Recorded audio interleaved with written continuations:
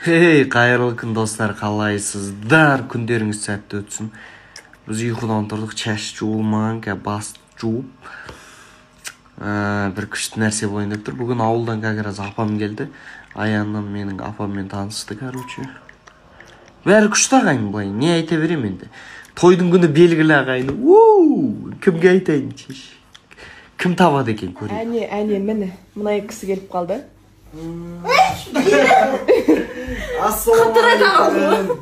Алтыннан ардақты күмсе салмақты достар, қалайсыздар?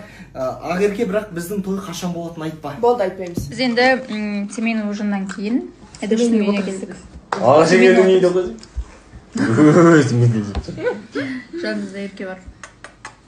Аға жеңгесін. Неге? Ой, аға жеңгесін күшті екен. Бізді көрсін мысалы. Ассалаумағалейкум, бәріне қайырлы күн. Сәл-пәл сөйлей алатын болғам негізінде қазір. Бүгін семейка мүсілімдер әулеті болып. Папам бастаған Димаш бәрі телефонды мәнеқті, еңілік мәнеқті, Эдик көш мұнда жақта мамам. В общем, жиналып қалдық.